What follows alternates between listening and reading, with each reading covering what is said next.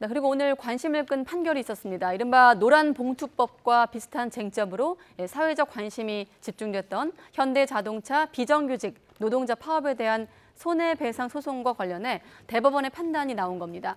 쟁의 행위와 관련해 개별 노동자의 책임은 가담 정도와 지위를 따져서 따로 판단해야 한다면서 조합원들이 현대차에 공동으로 배상하라고 한 원심 판단을 뒤집었습니다.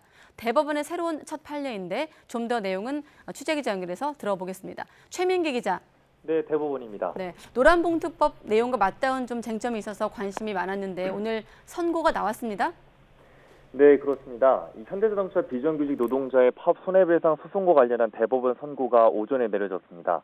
이 대법원은 오늘 조합원들이 공동으로 현대차에 20억 원을 배상하라고 한 원심을 깨고 사건을 부산 고등법원으로 돌려보냈습니다. 손해배상 책임은 인정했지만 조합원이 공동으로 배상하는 게 아니라 파업과 관련한 개별 조합원의 지위와 참여 정도를 각기 따져야 한다는 겁니다. 이는 쟁의 행위와 관련해 노동자의 책임을 개별적으로 달리 물어야 한다는 첫 대법원 판단으로 이 노란봉투법 입법 내용과도 사실상 맞닿아 있는 부분으로도 해석이 됩니다. 이 대법원의 새로운 판례가 나오면 이어지는 하급시 판결에도 영향을 주기 때문인데요. 이 사건은 앞서 2010년 11월 15일부터 12월 9일까지 현대차 비정규직 조합원이 울산 공장 1, 2라인에서 점거 농상을 벌이면서 시작됐습니다. 현대차는 이후 공정이 278시간 중단돼 손해를 입었다며 20억 원을 청구하는 소송을 냈고요. 1, 2심 재판부는 이들의 위법 쟁의 행위가 사회 통념상 용인될 수 없는 반사회적 행위라며 이 조합원들이 공동으로 20억 원을 물어줘야 한다는 결론을 내렸습니다. 이는 민법상 공동 불법 행위자는 모두 동일한 책임을 부담한다는 원칙에 따른 판결입니다. 그러나 파업과 관련해 각 조합원의 의사결정 참여 정도, 개별 사정을 고려해야 한다는 새로운 대법원 판결이 나온 만큼 유사 소송은 물론 이 정치권의 노란봉투법 입법 논의에도 영향을 줄 수 있다는 관측도 나옵니다. 네, 그리고 오늘 쌍용차 파업 사건에 대해서도 대법원의 선고가 나오지 않았습니까? 함께 알려주시죠. 네, 대법원은 지난 2009년 쌍용자동차 노조의 파업에 동참했던 금속노조가 이 쌍용차에 물어줘야 할 손해배상액을 감액하라는 판단도 내렸습니다.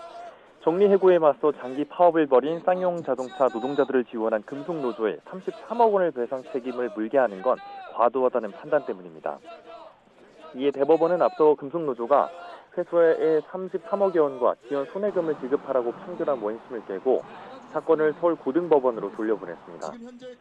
이 사건은 2009년으로 거슬러 올라가는데요. 앞서 금속노조는 2009년 쌍용차 지부가 총파업에 돌입하자 금속노조 차원 투쟁으로 전면화 방침을 정한 뒤 파업에 나섰습니다. 이후 쌍용차는 쌍용차 지부의 불법 파업에 금속노조가 가담해 손해를 입었다며 이 금속노조를 상대로 100억 원의 손해배상을 청구했고요. 1심과 2심 재판부는 영업이익과 고정비를 합한 공헌이익에 더해서 쌍용차가 파업에서 복귀한 조합원들에게 18억 8,200만 원을 지급했는데 이 금액도 손해배상액에 포함해 33억여 원을 배상하라고 판결했습니다. 그런데 이번에 대법원은 조합원에게 지급한 18억여 원의 돈은 파업과 상당한 인과관계 있는 손해라고 보기 어렵다며 배상금 산정에서 이를 제외하라고 판단한 겁니다. 다만 대법원도 파업이 정당성의 한계를 벗어났고 그로 인한 배상 책임이 있다는 점은 그대로 유지했습니다. 지금까지 대법원에서 YTN 최민기입니다.